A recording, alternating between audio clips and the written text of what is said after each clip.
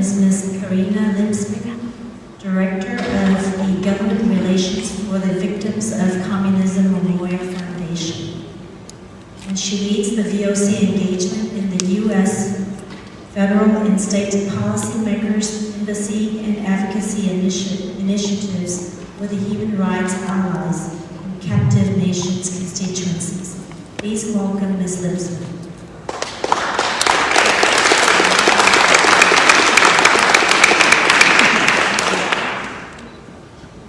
Good afternoon, and thank you so much to the organizers. Thank you to the advisory board for the invitation for us to speak, and thank you to all of you for being here today on this very special day.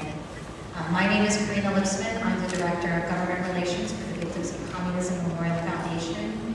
We're a nonpartisan nonprofit based here in Washington, D.C.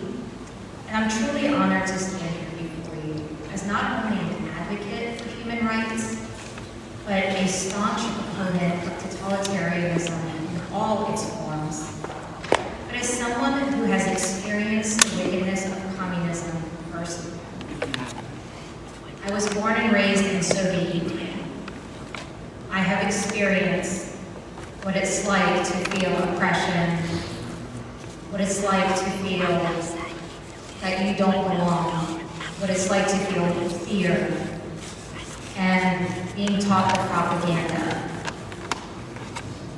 and the constant state of fearing what your neighbors would do if you practiced bullying, if you said the wrong thing. So as I remember feeling gratitude when I was sworn in as a naturalized citizen of the United States, something that I knew that I was fortunate to have that opportunity that many around the world can only dream of, because this is the greatest country we need to ever know. The voices of millions of victims to this tarnished ideology must never be forgotten. And you here right now are a testament to that unyielding commitment in Vietnam and everywhere. Despite Vietnam's rapid economic growth and its role as a production and trade ally for our country, make no mistake, it remains governed by authoritarian one-party state. The Communist Party holds absolute control over the government, social institutions, and media within the country. Far too long, people of Vietnam have endured the stifling grip of a single-party communist regime that has systemically suppressed dissident and curtailed basic freedoms. Unfortunately, as the country opens more to tourism, the government has continued its crackdown on freedom of expression, association, and peaceful assembly. No doubt you are aware of a leaked Politburo document titled Directive 24 from last year. The document laid out plans to increase media censorship and surveillance and squash civil society like those gathered here today. Make no mistake, don't let the Louis Vuittons and the Apple stores fool you.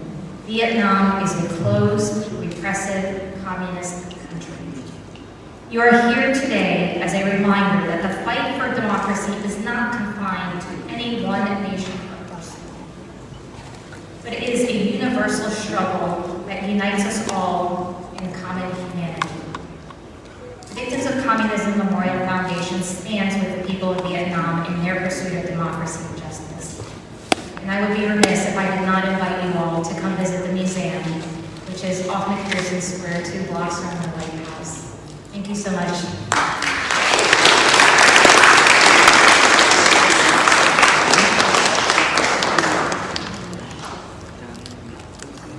Next we have Ms. Anh Thu Pham. She's the Manager of Research and Advocacy for the PIN Barley Freedom to Right Center, leading PIN Americans work on Southeast Asia.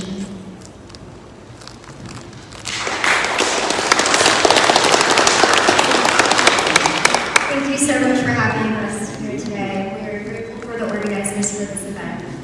This statement is delivered on behalf of PEN America, a organization that is dedicated to protecting freedom of expression and human rights in the U.S. and around the world. The Vietnamese government systematically violates individuals' rights to freely express opinions, access information, and exercise their cultural rights. In the past 5 years, our research has documented an increasing number of jailed writers in Vietnam. In 2019, we documented 10 Vietnamese imprisoned writers. By 2023, the number had surged to 19, putting Vietnam third globally in imprisoning writers. These numbers are in addition to the 150 journalists and human rights defenders that are imprisoned in Vietnam. One of these imprisoned writers includes this year's Penn Barbie Freedom to Write honoree, prominent activist and writer Nam Dong Jang, who has been unjustly sentenced to 9 years in prison and charged with anti-state propaganda for her writing. A significant subset of those detained are online commentators like Jang, who expresses views on topics such as human rights, democracy, corruption, and other issues. The Vietnamese authorities have continued to arrest, charge, and imprison writers and other dissidents' voices for making critical statements against the government, under the guise of violating various legislations such as the 2015 Penal Code, cybersecurity law, and decrees. These cases are often accompanied by violations of due process and fair trial rights, and have undermined access to justice. The Vietnamese government imposes lengthy prison sentences and denies inmates of adequate medical treatment, as exemplified by the case of Nam Dong Jang. Authorities further intimidate and silence writers and artists through travel bans, equipment confiscation, and detention based on artistic work. Traditional avenues of expression, including press, television, radio, and other publications, are government controlled, making social media platforms like Facebook important spaces for expression. The Vietnamese laws that require global data storage and data handover jeopardizes writers' free expression by expanding the state's capacity for surveillance and censorship online. Dissenting voices face harassment by pro-government digital militias Force 47 and E47, known for doxing and mass reporting on platforms like Facebook and YouTube. Upholding free expression and human rights in Vietnam is imperative for shaping a future rooted in freedom, dignity, and equality, with writers, journalists, artists, and creatives serving as essential catalysts for imagining a better world and fostering solidarity across communities. That is why today we urge the U.S. government to urge the Vietnamese government to stop persecuting writers, journalists, artists, and activists like Nam Dong Jang for exercising their free expression, release them from prison, and unconditionally drop all charges. Pressure authorities to provide access to legal counsel and medical care pending their release. And lastly, pass the Vietnam Human Rights Act, H.R. 3172, in the House of Representatives, and introduce and pass the Senate again. Thank you so much.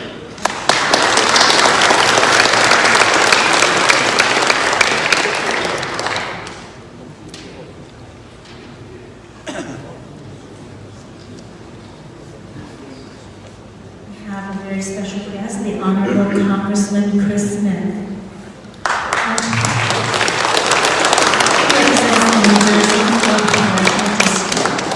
Champion of global human rights, Congressman Smith is a senior member of the House Foreign Affairs Committee. He is the author of the Vietnam Human Rights Act, which has been passed 3 times in the House. Thank you very much. Good afternoon to everybody. And this is so important that we remember and celebrate Vietnam Human Rights Day, the 30th anniversary, which is a tremendous milestone. Especially in the face of what is happening on the ground in Vietnam as we meet. As was just mentioned, I introduced the Vietnam Human Rights Act repeatedly. It's passed the House 3 separate times, and the 4th time, we passed it as an amendment. Each and every time, it got over to the Senate, and they put a hold on it, and they defeated it. We have tried to get the administration to support it this year, and they are not in favor of it. And I think that's very, very troubling. especially since they're playing some kind of, in the old days they used to call it the China card, remember that? Now they're playing this Vietnam card, somehow as if Vietnam is a buffer or some kind of counterweight to the People's Republic of China. Just for the sake of argument, I do chair the China Commission. It's a bicameral, includes matter of fact, Pierre Cossins, our chief of staff, there. And we have hearings and we focus on the human rights abuses being committed daily by the Chinese Communist Party. But unfortunately, the same thing is happening by the Vietnamese Communist Party. They have an awful record of religious persecution. We have argued repeatedly that the country in particular concerned designation needs to be reestablished and reimposed on Vietnam, and the administration will not do it. I remember when it did happen. We had CPC status, because of the pervasive violations of religious freedom. I traveled there, I met with pastors, I met with Venerable Taekwondo, and many, many others, all of whom said how bad it was then. Well, the Bush administration at the time took the view that, okay, if we get a bilateral trade agreement, they've made all of these, quote, deliverables when it comes to human rights, let's just lift it and see what happens. Well, we lifted it, never went back, and they've done nothing. Matter of fact, the day when the bilateral trade agreement was agreed to, the day, the Foreign Ministry put out a statement saying there's no linkage to human rights. That's a matter of sovereignty on our part, and you don't tell us what to do. Well, these are universally recognized human rights. We need to speak out. We need to speak out strongly. I'm planning a hearing in June on Vietnamese human rights abuses. It'll be, I think, a very good hearing. We're trying to get our bill out of the House Committee on Foreign Affairs. I'm happy to say it's a bipartisan bill. Zoe Lofgren, Michelle Steele, and Lou Guerre are all co-sponsors. We all collectively, as you know, are co-chairs of the Vietnam caucus. We are trying very hard to make sure that, especially in this latter part of this Congress, we get this bill on the floor and we set up, hopefully, for the Senate, maybe this time, to review it. Thank you for all of your great work. Dr. Tom was also here. Back when the comprehensive plan of action was and Clinton was looking to get rid of it. He said, that's it, we're going to close it down. There were still 40,000 people that were in places like High Island in Hong Kong and elsewhere. So I chaired 4 hearings and said, of those 40,000 people, how many are true refugees? Because they had been all told that they're economic migrants, they're not true refugees. So I had 4 hearings. And we proved, and Dr. Tom proved beyond any reasonable doubt, that they had missed true refugees by the thousands, that they need to be re-interviewed to ensure that true refugees, well-founded fear of persecution, they could find safe haven in the United States. So I offered an amendment on the floor, bitterly contested by a number of people, including David Opie and others, who was then chairman of the Appropriations Committee. They said, oh, they got repatriation monitors. Anybody who was sent back has this repatriation monitor who comes and checks that to see how it's going. So I did a hearing on that, and I had him testify. And frankly, he said, I asked him directly, what happens when the interview is done with the person who was forcibly repatriated? And I said, and who is with that person, that repatriation monitor? He said, the secret police. I said, who in their right mind is going to say, I'm suffering negative consequences, having been forcibly sent back? When you've got the secret police standing right there, and when the repatriation monitor leaves, there were about 7 of them at the time in the whole country, you have hell to pay for that. Re-education zones, all of it was just awful. And I did an amendment, and it led to the establishment of Rover, and 20,000 of the 40,000 were re-interviewed and brought to the United States as refugees here in this country. So, we got to fight this stuff. We got to fight the argumentation that is made all the time. It's being made by this administration, and I find it appalling. I'm tired of people looking at human rights like it's an asterisk on the paper. Oh yeah, human rights, everybody talks about that now. And then they do a little cursory conversation about it, and there's nothing linked to trade, or in the case of country in particular concerned, you know, if they get the CPC designation, we can sanction them. And we have to sanction them. I remember John, when was last time, our ambassador at large at the time of the Bush, he met in my office and said, look at all these deliverables that we have with Vietnam and religious freedom. I said, well, wait till they do them and then give them the trade agreement. No, we'll get it all. We got none of it. So again, if you're going to be naive and just close your eyes, who suffers? The people of Vietnam suffer. They were great people. We need to stand in solidarity with them.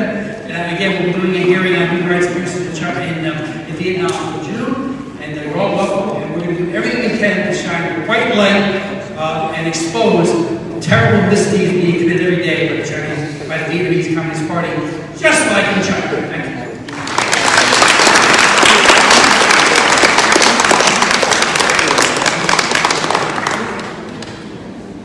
you. In gratitude for your unwavering support of the Vietnam Human Rights Day, May 11th, we have a plaque for you.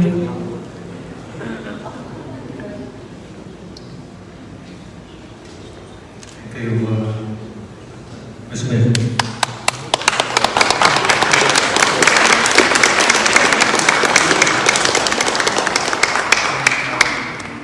Excuse me, sir.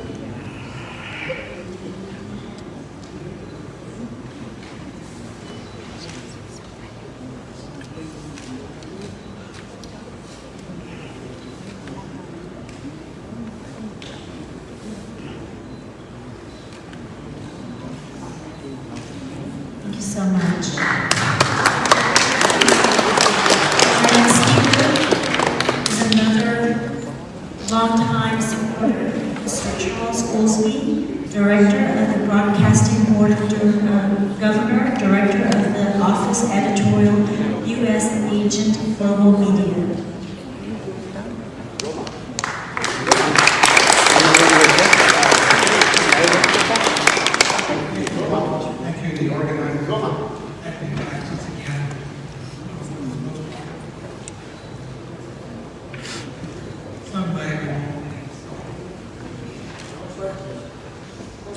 Voice of America is the largest U.S. broadcaster. 350 radio, television, internet, social media, 48 languages. Established in 1943, Vietnamese is one of VOA's oldest language services. Provides 2.5 hours of television programming. Service maintains a popular YouTube channel in the country with over 1.2 billion views, 1.6 million subscribers. On Facebook, VOA Vietnamese has 3.5 million followers. Many Vietnamese outside of Vietnam tune in to the service's website. Service provides the Vietnamese audience with accurate and balanced news and information for the Communist Party, strictly all media. VOA was chartered by Congress for purposes reliable and coordinated reports of accurate information. It also presents a comprehensive and balanced picture of significant American institutions, gives audience an understanding of U.S. government actions and policies, and promotes responsible discussion of opinion policy. One way VOA presents the U.S. policies is daily editorials written for radio and broadcast, video spots, and over the internet, produced by my colleagues and myself at the U.S. Agency for Global Media's Office of Editorials. These editorials are clearly identified as such to distinguish the newsroom. Each produced with a declaration next editorial reflecting the United States government. With an ever-growing global audience, we work diligently to build a vital role in U.S. public diplomacy. During the past year, our editorials have focused on a number of issues in U.S.-Vietnam relations. Human rights has been a major topic. For example, an editorial released for broadcast by VOA services in September of last year entitled Historic Engagement with Vietnam, President Joe Biden said that human rights in Vietnam is a priority for my administration and the American people. Later that month, another prominent environmental activist sentence in Vietnam was released by VOA services. On April 9th of this year, crackdown on ethnic and religious freedom advocates in Vietnam was released for broadcast. This editorial told the tragic story of numerous Christian and Buddhist clergy and believers sentenced to prison for practicing their faith. The editorial called on behalf of the United States government for their release. And Vietnam Human Rights Day 2024 was released on May 9th, or used by the services on May 11th. Here's an overview of human rights abuses in Vietnam and calls on Vietnamese authorities to release all prisoners of conscience and respect basic human rights of the Vietnamese people. Over the years, the United States offices, local media, Office of Editorials have received many expressions of thanks from Vietnamese human rights activists for presentations of U.S. policy carried on VOA. Perhaps the most meaningful to us comes from Dr. Nguyen Van Quay, whose 1990 call for Vietnam's human rights, Vietnam's government to respect basic human rights, so much to inspire this annual event. He wrote, "Thanks to VOA, people know about the international community's support for human rights, democracy, and true freedom in our country." USAGM's Office of Editorials takes very seriously our responsibility to tell America's story to the world, present U.S. policy, as well as bring a message of hope and support from the United States government to those struggling against oppression, Vietnam, and around the world.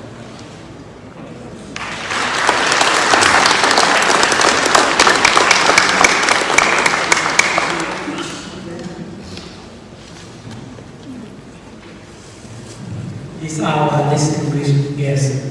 This person, to me and to many people in the same my generation, he just like my big brother. We share a lot of same values, same foundation, and with that, I would like to introduce retired U.S. Navy Captain Hong Kao, who is the Republican nominee for the U.S. Senate in the state of Virginia, retired as a captain, dedicated 25 years in Navy special operation with multiple operational and combat deployments. Please welcome Mr. Hong Kao.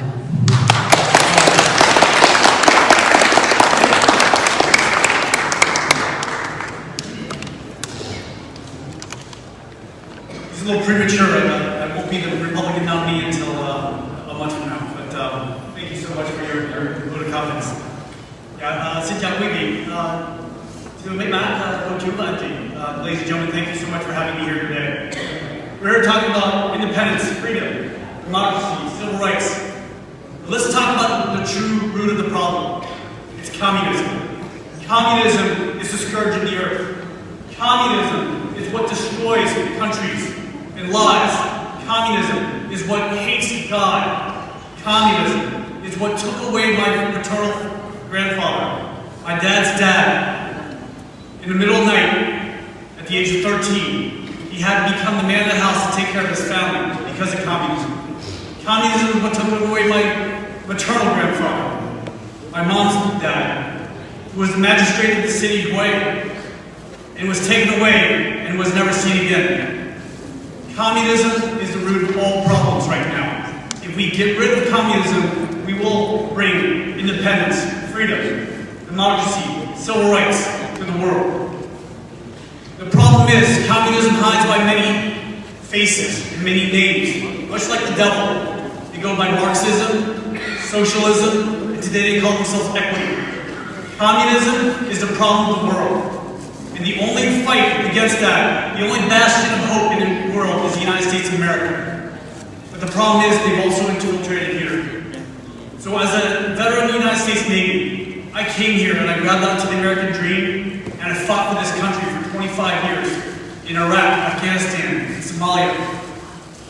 But when I looked around and I saw what happened to our country, I knew what was happening right underneath our noses. So one of the things I do in the military is I do threat assessments. I see where the enemy would come in. So if I was the enemy, what would I do? If I was the enemy and I wanted to attack America, I would weaken her first from within. I would sow seeds of discontent and discord so effectively that I wouldn't need a sneak attack in the middle of the night or paraglide into a concert. I would distract and confuse so even the most logical actions to protect the nation are labeled as racist or hateful. If I was the enemy, I would use emotion and headlines to manipulate the narrative. If I was the enemy, I would flood our borders with immigrants so tens of thousands of military-aged males can blend in and secure their foothold. If I was the enemy, I would turn the left against the right on social issues. If I was the enemy, I would turn educators against parents and vice versa. If I was the enemy, I would corrupt their language and threaten their livelihood if they spoke out against culture. If I was the enemy, I would normalize crime.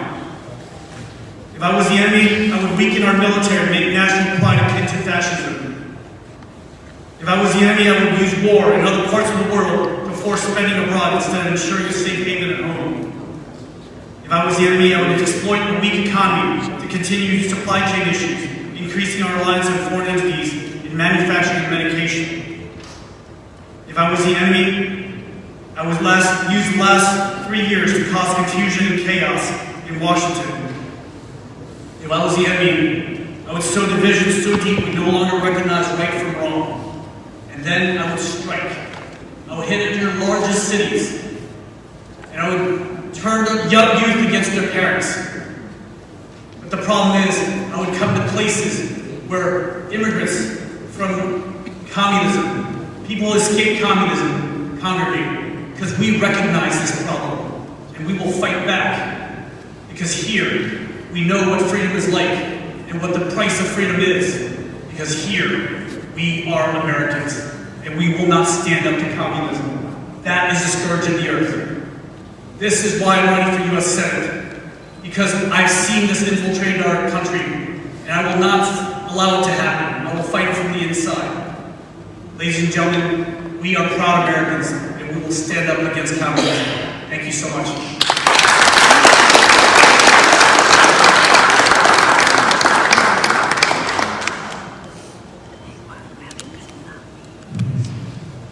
In Vietnamese history, we have very famous two sisters. So the next person to me and to many people in our room is just like one of the descendants of the two sisters. I would like to introduce Miss Nhân Quyền. She is an attorney and an advocate for the advancement of religious freedom and human rights in Asia. Ms. Nguyen served as a counsel for the Vietnam Tribunal. She served as alternate counsel for the Uyghur Tribunal chaired by Sir Jeffrey Nice. The tribunal concluded that the government of the People's Republic of China had committed genocide against the Uyghur people. So, my honor to introduce my big sister, Miss Nhân Quyền.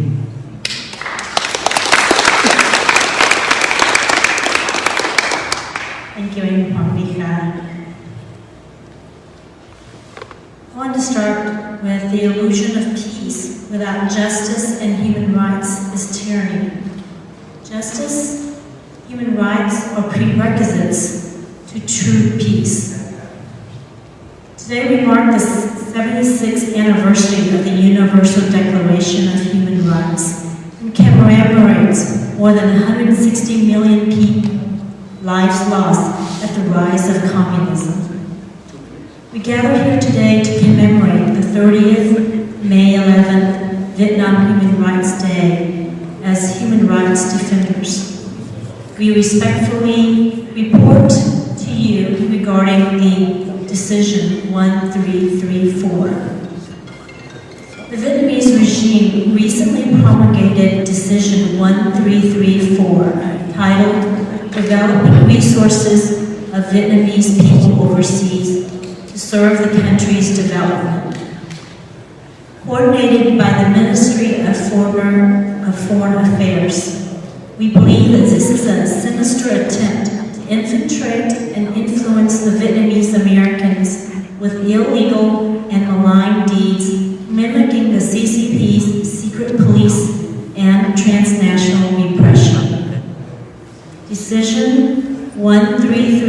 war also interferes with the United States national security, expands the Vietnamese Communist Party espionage effort, and extends the CCP stealings of intellectual properties and trade secrets. The decision unabashedly explained the policy of making the most of the resources of Vietnamese people abroad and identifying overseas Vietnamese resources as an important resource that need to be taken advantage of. The Vietnamese authorities plan to complete the development of database project on Vietnamese people abroad and will infringe on our privacy and likely will use for purposes of transnational repression. Under a one-party rule, Vietnam has no established independent civil society, are all state-run and part of the Fatherland Front.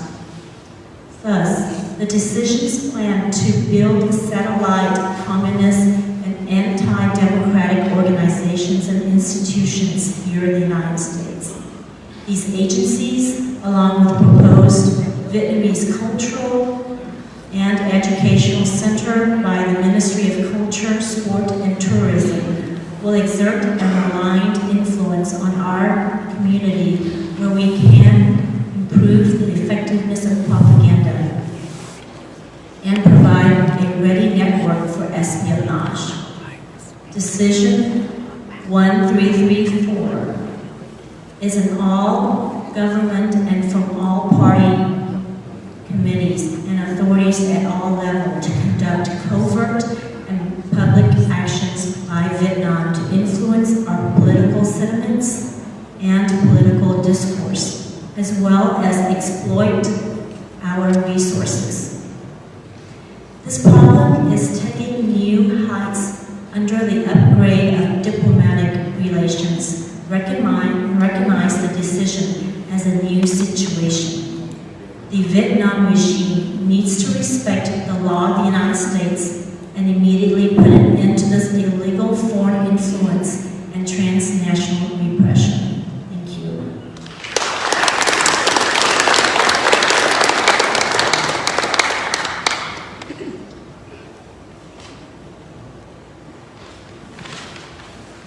Next, I would like to introduce Professor Sanil. He has been a keen observer and China expert, particularly in human rights and religious freedom.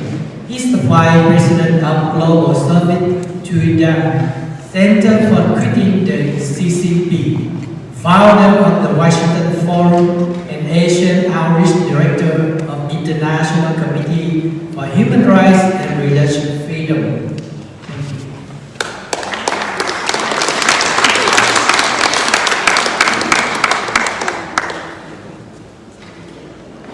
Chairman Fan, respected leader of Vietnam and Asia, ladies and gentlemen, I'm very honored to be invited again to give a brief remark on behalf of Falun Gong, Washington, D.C. area. I want to commend Chairman Fan and the leaders to provide this platform of gathering for fighting for freedoms and the human rights in Vietnam, China, and ethnic minority group. I have been a Falun Gong practitioner for 27 years. As you know, the human rights atrocity of tens of millions of Falun Gong have been continuing in Communist China for the past 25 years. CCP's crime includes more than 100 different types of torture methods, sexual abuses, psychiatric treatments, long jail sentences, killings, and even forced organ harvesting.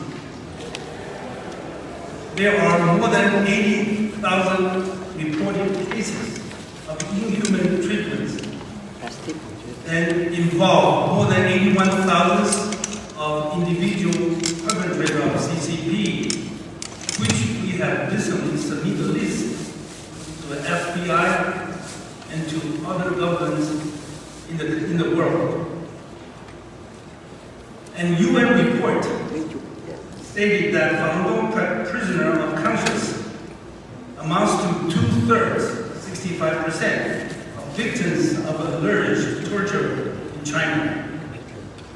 Authorities estimated about 500,000 Falun Gong practitioners were detained across China at most time in the past. Several millions died from persecution and organ harvesting. Millions of families got broken and faced with hardship. The persecution of Falun Gong is the largest and most brutal human rights atrocity in Chinese history of 5,000 years. The former Assistant Secretary of Democracy, Human Rights and Labor, Dr. Bob Destro, he said that the persecution of Falun Gong is an ongoing genocide committed by Chinese Communist Party. One of the highest crimes of CCP is to murder by demand of Falun Gong or their organs for sale. There have been more than 900 Chinese military and civilian hospitals and more than 9,000 surgeons across China conducting forced organ harvesting crime. Collectively, they perform on the average, more than 300 organ harvesting each and every day, more than 100,000. I also want to share with you an encouraging news that in the past 20 years, there's massive grassroots movement in China called Tuidang movement, worthy of your attention, which means hundreds of millions of Chinese citizens dare to step up, say no to CCP, and choose to cut their tie with Communist Party and affiliations. The grassroots withdrawals from CCP continues to grow since 2004 to 100 million, 200 million, 300 million, 400 million in 2022. To today, 430 million courageous Chinese cut time on CCP, which is more than the population of our country here. And doing for example, yesterday there are 46,205 courageous Chinese withdrawal in public statements from CCP and affiliations. During these 3-hour events at the Congress, there will be about 6,000 courageous Chinese awaken to their conscience and quit the CCP. The Tuidang movement frees free China into a new society without communism, and later will be a new Vietnam without VCP. CCP has locked down and the whole country and abused the people for COVID-19 pandemic in the past 4 years, which caused its economy to drop to the edge of bankruptcy and caused grave frustrations and protests of Chinese people. So-called white paper revolutions of the youngsters, white hair revolution of old people, and lying down of the Chinese people. Tens of millions of Chinese die of pandemic and man-made secondary disasters. Not to mention about their large lack of freedoms, basic right, medicine, and food. CCP definitely does not have a harmonious society. Rather, constantly facing with its number one enemy, its own people, 1.3 billion people. China is like an overheated pressure cooker that can easily blow out soon. So in the past 25 years, Falun Gong in China and the free world have embarked a very large scale of truth clarification against persecution, which reveals the deception, crimes, and the evil nature of CCP. Now, our efforts are understood much better by many more people in China and various government and people around the world. 25 years have passed, but we still stand strong. But the perpetrators, CCP, are facing with major crisis and coming to collapse. We can now see very well the bright light at the end of the tunnel. So keep up with your good work. A new China without communism, a new Vietnam without communism, and a new world without communism won't be long. Thank you all.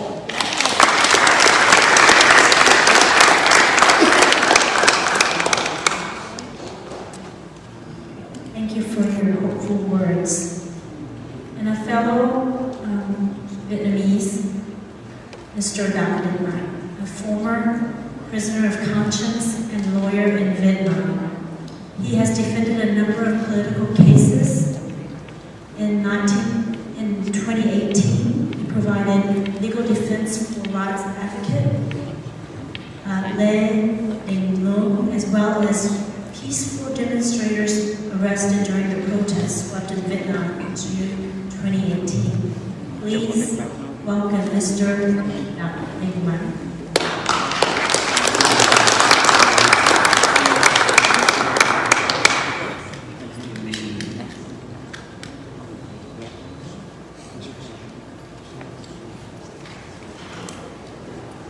Ladies and gentlemen, kính thưa vị tập hương, I am a human rights lawyer.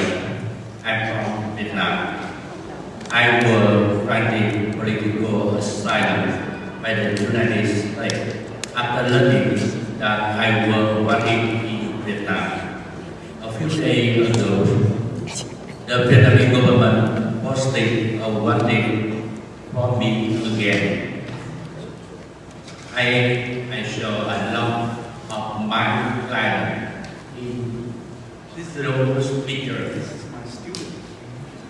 Them and me, we are victim and witness of the suppression of human rights by the Vietnam government. But I look here more than.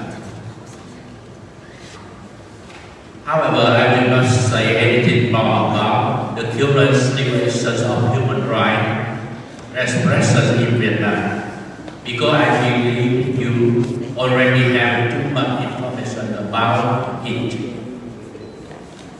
Therefore, I would like to share with you with just one thing which I believe will be effective in improving human rights in Vietnam. We know that Vietnam is looking to the United States government to have support many other economic and benefits to enhance Vietnam's position in the region. I think if the United States government trade those benefits with the request to change policies and laws to help improve human rights in Vietnam.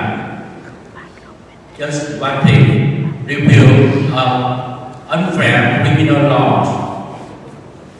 Request the Vietnam government to abolish Article 109, 160, 170, 180, and 331 of the Penal Code. Abolishing unjust law is also a measure to resolve the case of political prisoners. Because if the law accusing them is unvalid, they are no longer criminals, so it is natural to release them. I think require the Vietnam government to adjust policies and law before the United States provide economic and impact benefits. If not, then I fear that the benefits that the United States bring to Vietnam will only have strengthened the power of the Communist Party as well as strengthened the government determination to oppress the people of the country. Thank you.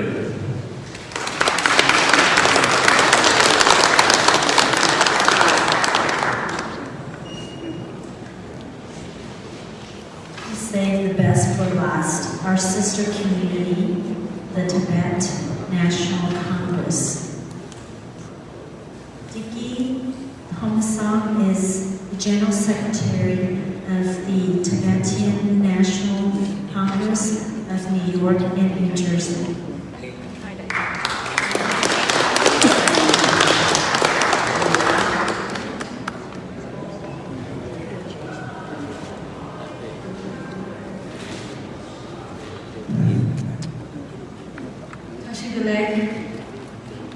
Good afternoon, everyone.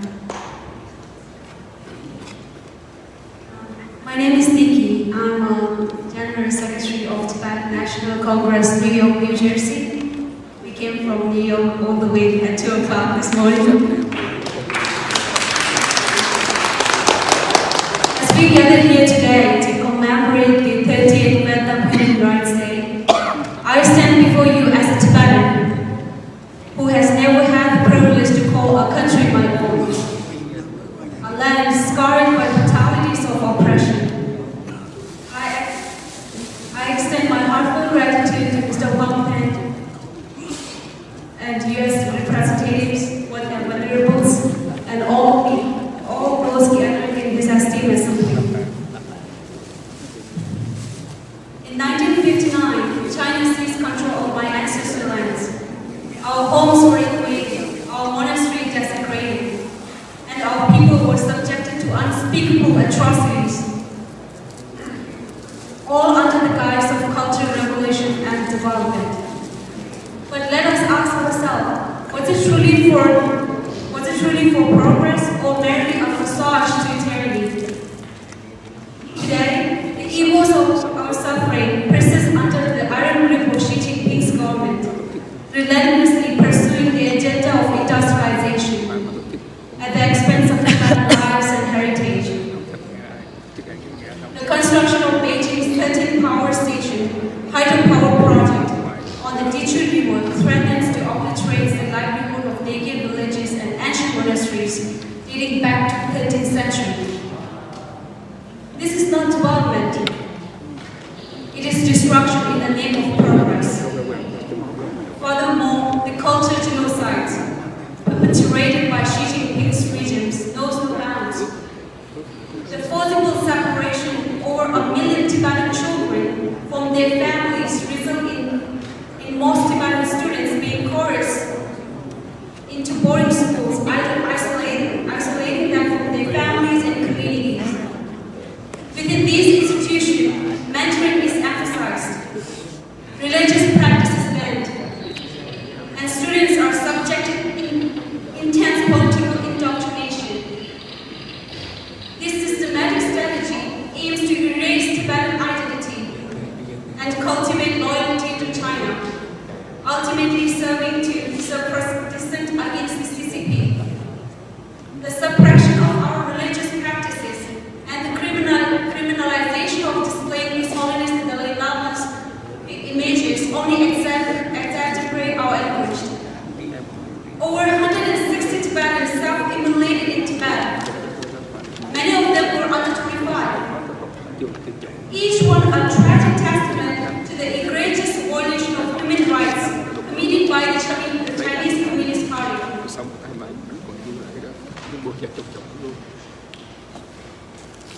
I stand here today not only as a voice for Tibet, but as a witness to the resilience of my people. The spirit of Chushu Galtung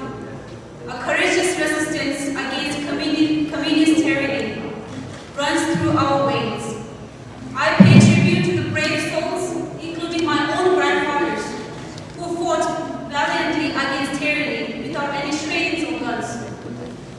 Their sacrifices inspired me to continue the fight for justice and freedom. Sadly, Tibetans are not alone in facing such oppression. Our Vietnamese counterparts have endured similar atrocity under their own repressive regime. Both Tibetan and Vietnamese people have suffered forced displacement, religious persecution, and silencing of dissenting voices. Let us not forget the pride of Tibetan is shared by our Uyghurs, Hong Kong, Myanmar, Laos, Cambodia, Southern Mongolia, and Tibet, and all other brothers and sisters who endure similar atrocity under Chinese communist rule. It is our responsibility as a global citizen to stand against the oppressor who seek to trample upon the rights and dignity of all people. So I want to conclude here with a few words to remind you. The fight for human rights isn't merely a battle against individuals.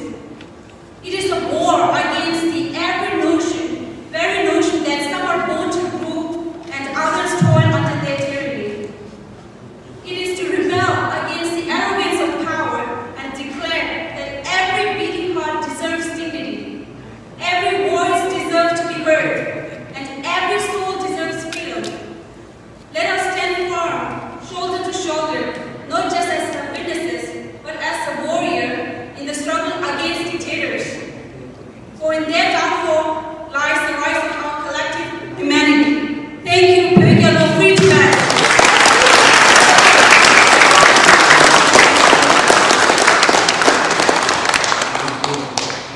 Thank you so much. Next, we will have a forum, a panel regarding the role of youth in democracy and human rights. We will have Dr. Annika Silva Linder to provide us with the keynote message, followed with the panelist breakout session. Please welcome Dr. Annika Silva Linder. She is the head of the North America International Institute of Democracy and Electoral Assistance, IDEA. She oversees the international IDA's outreach in the region, its engagement in the Global Democracy Coalition, and its work to support the Summit for Democracy. She is also the international IDA permanent observer in the United Nations, representing the international IDEA at the UN General Assembly as the leading voice and advocate.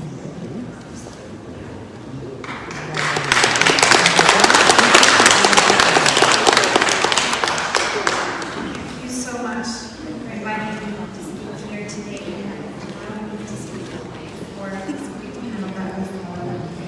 I wanted in particular to thank David Tran and the Alliance for the announcement of this happened. For those of you who don't know, International IDEA, the organization that I represent, is an intergovernmental think and do organization founded in 1995 with 35 member states, with a mandate to strengthen and advance democracy worldwide. We do this through knowledge and data production on democratic reforms, capacity building to democratic actors around the world, with a focus on new and emerging democracies, convening of stakeholders, and advocacy on democracy worldwide. We work across a number of different areas: democracy building, for example, electoral integrity, inclusive political participation and representation, democracy assessment, constitution building, climate change and democracy, and technology and democracy. And since 2022, we are proud to have the US as a very engaged observer country in international IDEA. In 2021, International IDEA and other democracy organizations convened the Global Democracy Coalition. It's a coalition that has now grown to more than 120 democracy organizations from around the world, committed to advance and protect democracy globally. And the Alliance for Vietnam's Democracy is an active member, and it's also on the steering group of the GDC. This coalition was formed at a pivotal moment for democracy, a time when alliances and champions for democracy across sectors and countries are desperately needed. Democracy thrives coalition is dedicated to uniting organizations worldwide to build, protect, and advance democratic values. By enriching the Summits for Democracy and other global democracy fora with diverse voices from both civil society and other sectors, we are fostering a global movement that learns from and supports each other in advancing democracy worldwide. The Global Democracy Coalition is all the more important because, as you all know, in recent years we've seen a troubling trend: a steady erosion of democratic norms and institutions on a global scale. Reports from democracy organizations, including my own, all echo the same alarming message. Democracy, the very cornerstone of freedom and fairness, is under threat. We witness the weakening of institutions, restrictions on civil liberties, and increasing authoritarianism all around the world. These existential threats kill distrust and lead some to turn to authoritarian alternatives. Yet, amidst these challenges, there remains a beacon of hope, a steadfast belief in the fundamental values and principles of democracy. Democracy is not static. It is a living, dynamic, and evolving system of governance, adaptable and resilient to those who stand against it. Yes, the setbacks are real, but so are the successes and progress achieved by democratic champions and institutions worldwide. It is in this spirit that the Global Democracy Coalition is embarking on a new advocacy campaign that we are launching today at the Copenhagen Democracy Summit as we speak. Convened by a long-standing GDC partner and Champion Alliance of Democracies in collaboration with our partner, Club de Madrid, who is coordinating the GDC campaign with us. And it's a campaign that seeks to shift the narrative surrounding democracy from one of decline to one of resilience, hope, and empowerment. This campaign aims to champion and showcase the value of democracy and foster a sense of democratic optimism. Our mission is clear. Collectively, we will show the invaluable contributions of democratic systems, actors, and institutions to society, how democracy fosters participation, protects rights, and also promotes progress in other areas, such as health, education, the economy, climate change, and even peacebuilding. Our campaign coincides with key multilateral global events focusing on youth in 2024 that we aim to influence and inspire. The third Summit for Democracy, which was held in March, and the United Nations Summit of the Future in September. Today, we launch this campaign with a focus on young people. Young people are the driving force behind the future of democracy, bringing fresh perspectives, energy, and innovative solutions to the table. Their active participation is essential to building resilient, inclusive, and vibrant democracies that can adapt to the challenges of tomorrow. Yet, in democracies, youth are often disengaged from formal politics or shut out of the political realm altogether in authoritarian contexts. We must urgently address both of these challenges. So the objectives of this campaign are threefold. First, the campaign aims to challenge the prevailing negative discourse on democracy by highlighting the value and positive impact of all spheres of life and across different regional contexts. By showcasing successful cases, best practices, democratic innovations, we will demonstrate how democracy delivers for people worldwide. Second, the campaign emphasizes the universal nature of democratic values, while showcasing how democracy is understood, valued, and practiced in different ways around the world, adapting to different regional and cultural contexts while still upholding core universal democratic principles. Third, we will highlight the significance of active citizenship and democratic practices.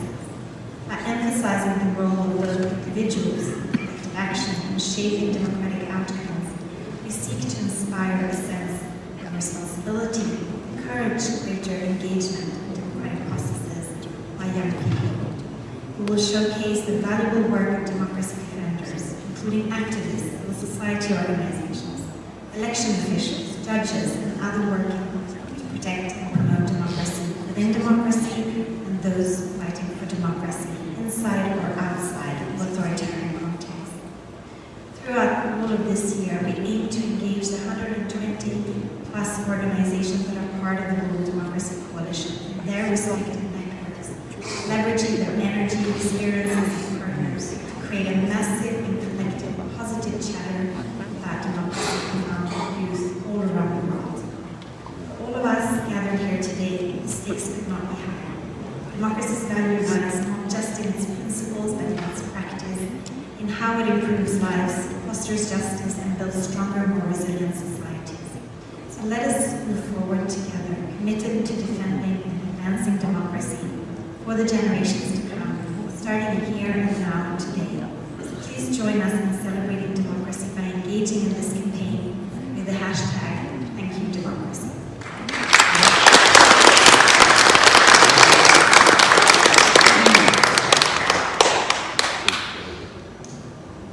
I'd like to introduce a very dear friend and a brother, Mr. Manviha, Executive Director, founder of Viện, Principal and Teacher of Taiwan Vietnamese Language School, member of the Executive Board of the Republic of Vietnam Next Generation, member of the Steering Committee of the Alliance for Vietnam's Democracy.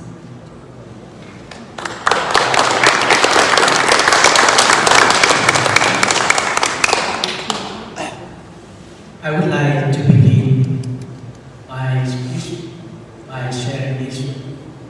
We hold this truth to be self-evident that all men are created equal, that they are endowed by their Creator with certain unalienable rights, that among these are life, liberty, and the pursuit of happiness.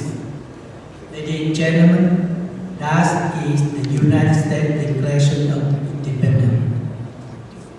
And later, Ho Chi Minh, in 1945, when they took over Vietnam, he copied that, modified, edited, put it in the so-called Independence of Vietnam. From that day on, the communists of Vietnam start to rule the country with lies after lies. And you see, every people, we have the basic right, the human right. When we still inside our mom, we already have that right. And the human rights, nobody can take it away. Nobody can give that to us. Because the human rights, our rights. From that rights, we build up society. We build up today and the future. I would like to say a little bit in Vietnamese. Because this forum, we would like to dedicate for the Vietnamese human rights in Vietnam. Kính thưa quý vị, đặc biệt là các bạn trẻ tại Việt Nam, nếu các bạn đang theo dõi chương trình ngày hôm nay, xin các bạn hãy hiểu rằng tự do, nhân quyền, dân quyền, tất cả đều là của chúng ta, tất cả đều là thuộc về chúng ta. Không ai có thể lấy đi cái quyền đó từ các bạn, không kẻ nào có thể ban phát quyền đó cho các bạn. Các bạn hãy nhìn lại lịch sử Việt Nam. Chúng tôi không muốn nói về cuộc chiến tranh đã xảy qua, thì các bạn có thể cho rằng chúng tôi có thành kiến. Các bạn hãy xem từ năm 1990, khi mà khối Xô Viết sụp đổ, để cứu vãn tình hình, thì giới cầm quyền tại Việt Nam đã phải nới lỏng sự cai trị, đã phải nới lỏng những cái quyền căn bản là người, chẳng hạn quyền sáng tác, chẳng hạn quyền tư hữu sản xuất. Tất cả các quyền đó bắt đầu được nhà cầm quyền cộng sản nới lỏng ra, thì các bạn thấy điều gì? Rất hiển nhiên, xã hội mà các bạn đang nghe cộng sản hô trương là đổi mới, là sang giàu, bởi vì những cái đổi mới đó, cái mà họ gọi là đổi mới, cái mà họ release quyền đó đưa vào trở lại tay con người thì con người mới phát triển được. Tuy nhiên, just like all other communists, they just try in many different ways to hold you as an animal. They control you. To the day or the time that they see the dangerous for them to survive, so they have to do something. Same thing everywhere. We see that from Taipei, we see from Vietnam and all other countries, Hong Kong, we all see that. So don't be fooled. Các bạn đừng để bị lừa, các bạn đừng để bị mất đi các quyền đó để trở thành những con vật, những thứ bị điều khiển bởi nhà cầm quyền cộng sản. Human rights, civil rights, that's the basic foundation to build up the country. As the youth, you inherit the experience, the knowledge from the past. You are luckier because you don't have to pay for the price of those values. Các bạn trẻ, các bạn đang thừa hưởng những cái kiến thức, những cái kinh nghiệm của quá khứ mà thế hệ cha các bạn may mắn hơn, các bạn không phải đổ xương máu, các bạn không phải đổ những mất mát để mà lấy và hiểu được những cái giá trị đó. Those experience you should hold on to that, value that, open up your heart and your mind to study that, and you are lucky because you are in present time. You can take technology. Bạn đang có cái may mắn bạn giữ được cái technology của ngày hôm nay để sử dụng với kiến thức của quá khứ làm gì? Chọn ra con đường đi đúng cho tương lai. You choose your own path to the better future for yourself and for the country and for the people. Nobody else, no any political party, region can do that. And if those rights been taken away from you, don't be afraid. Don't be afraid. The more you're afraid, if you not get over, you will be controlled forever. That's all I'm saying. Thank you. Cảm ơn.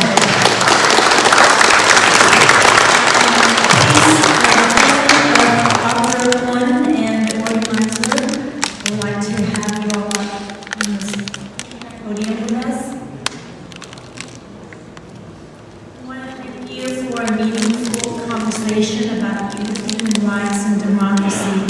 It's inspiring to see the young and multi-generation actively engaged in discussion that promotes the shaping of our democracy. Youth empowerment advances free and fair elections and check and balance, preventing the concentration of power. Both are vital for our healthy democracy. So now we'd like to have a group picture, so if you would please all come stand with us.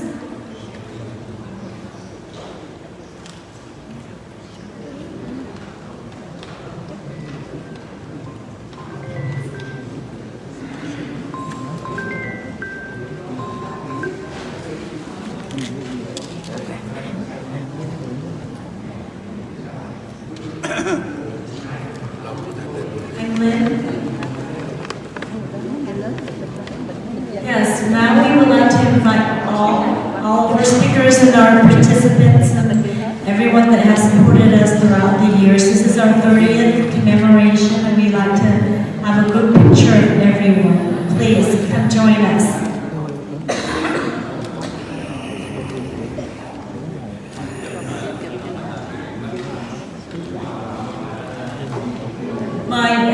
Xin mời mọi quý vị đến để chụp hình chung kỷ niệm 30 năm của Ngày Nhân Quyền cho Việt Nam. Lên chụp hình. Lên chụp hình. Hả? Đi lên hết.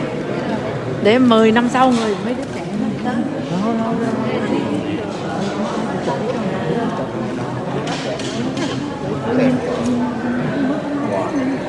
Wow. Mới thấy đông thôi.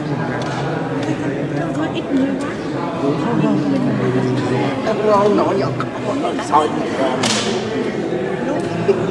Đúng, chị Loan, lên đi nhìn cho đông đông. Thôi chụp đi quá. Đi. Chị lên rồi lên. Ông lên gì đó đi, ông đi kìa. Đợi đi. Qua rồi. Dây cái chân đất vậy nè.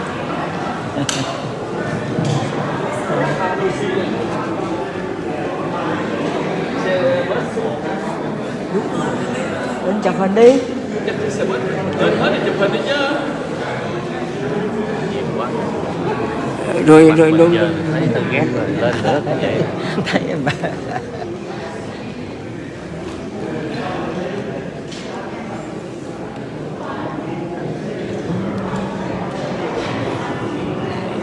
Dạ đúng rồi, tại vì mình còn quay mà.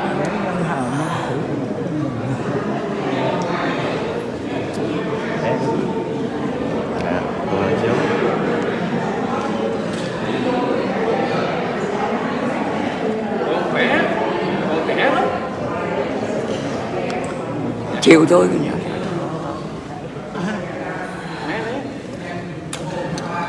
Anh nói ngồi trước ngồi trước đứng nữa. Nói chưa.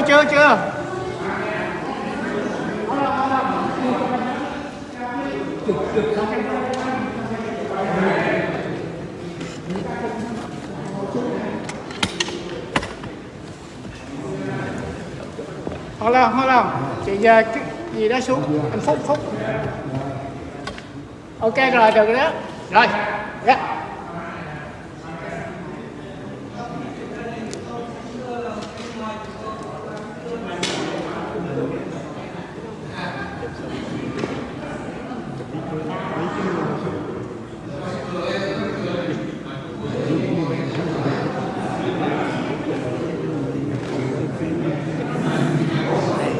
Cái lực.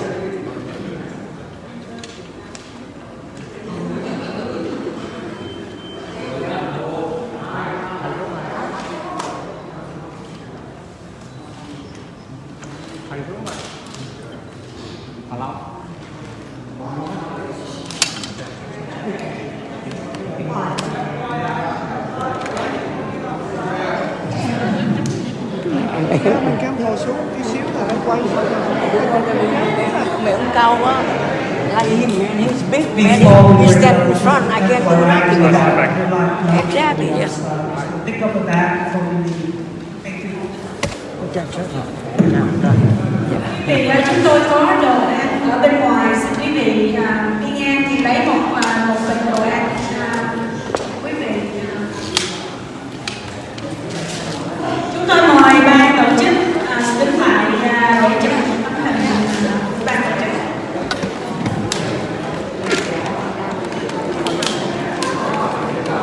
Quý vị nào trong ban tổ chức xin mời lên. Dạ.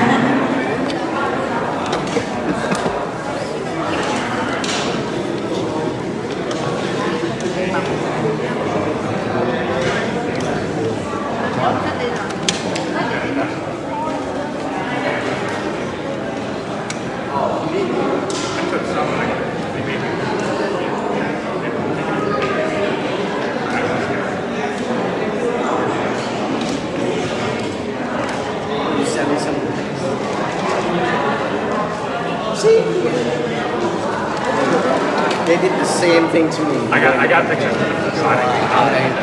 Send. Chỉ chưa? Cái gì làm loại gì?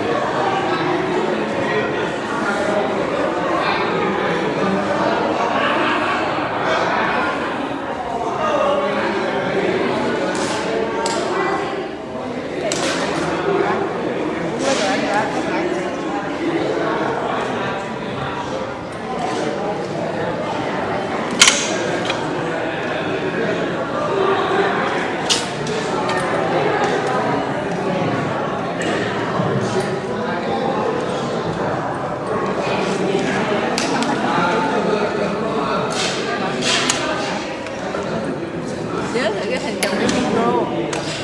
Chưa có, đâu có đâu. Cắt trong cái micro được không?